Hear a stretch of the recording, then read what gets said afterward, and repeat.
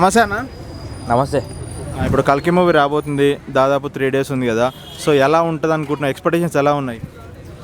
Expectations గురించి చెప్పుకోవడం మాట్లాడుకోవడం తక్కువే అనమాట. అంతే, ఎవర్ గ్రీన్ అనమాట. ఎవరికి అందనంత స్థాయిలో ఉంటాయి ఎక్స్పెక్టేషన్స్. కల్కి అంటే ప్రభాస్ గారు అంటంగానే మనకు గుర్తు వచ్చేది ఫస్ట్ ఇప్పుడు మహేష్ బాబు గారి ఫ్యాన్స్ కానివ్వండి, జూనియర్ ఎన్టీఆర్ గారి ఫ్యాన్స్ కానివ్వండి, చిరంజీవి గారి ఫ్యాన్స్ కానివ్వండి, Pawan Kalyan fans, Balayya Babu fans, almost అందరు ఫ్యాన్స్ ఎవరినైనా ఆదరించి అభిమానించేది ఎవరైనా ఉన్నారంటే అది మన బాహుబలి ప్రభాస్ అన్న మాత్రమే అనమాట. కల్కి గురించి మనం ఎక్స్పెక్టేషన్స్ పెట్టుకోవసరం లేదనమాట. అది ఇంకా వేరే లెవెల్ అనమాట. పాన్ ఇండియా గురించి మాట్లాడుకోవసరం లేదు. ఎందుకంటే ప్రపంచ దేశాల్లో కూడా మన టాలీవుడ్లో ఉన్నటువంటి హీరోస్ని గుర్తుపడడం అనేది అది అసలు సాధారణమైనటువంటి విషయం కాదు అది.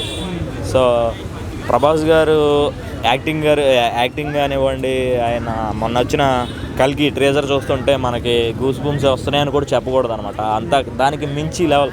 అంటే ఆ చైర్ గురించి వెయిటింగ్ అనమాట. అర్జెంటుగా థియేటర్లో నిన్న టికెట్స్ కూడా ఓపెన్ అయిపోయినాయి, ఆల్రెడీ బుకింగ్స్ కూడా ఓపెన్ అయిపోయినాయి.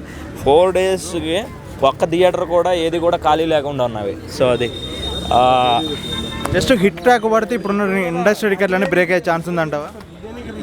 అంటే దేనికి ఉండే ప్రత్యేకత దానికి ఉంటుంది. ఇప్పుడు RRR ఉంది. RRR వేరే లెవెల్ అనమాట. దాని ముందు అంటే ఏ సినిమా స్థాయి తగ్గట్టుగా ఆ సినిమా ఉంటుంది అనమాట. రికార్డులను బద్దలు కొట్టేసి అంత సినిమా దానికి మించి వేరే లెవెల్లో దీని మాట్లాడడానికి మాటలు ఉండవు అనమాట. ఎందుకంటే ఆ డైరెక్టర్ గారి గురించి మనకు తెలిసిందే కదా. సో ఈ సినిమాలో అందరూ మన కమల్ హాసన్ గారు ఉన్నారు. సో పెద్ద యాక్టర్స్ అందరూ ఇదే సినిమాలో ఉన్నారు. అదే ఎక్స్పెక్టేషన్స్ చెప్పుకోవాల్సింది. అదే అంటున్నా, ఎక్స్పెక్టేషన్స్ గురించి మనం ఆలోచించే అవసరం లేదు. ప్రభాస్ గురించి చెప్పాలంటే ఏం చెప్తారు బ్రో? వన్ మ్యాన్ ఆర్మీ అనమాట. ఎందుకంటే ఎవరో అయినా సరే ప్రభాస్ని ఆదరించి అభిమానించి ఒక విధంగా చెప్పాలంటే ప్రభాస్ అందరికళ్ళకి దేవుళ్ళగా కనిపిస్తాడు అనమాట. అంత మంచి డార్లింగ్ అంటాడు.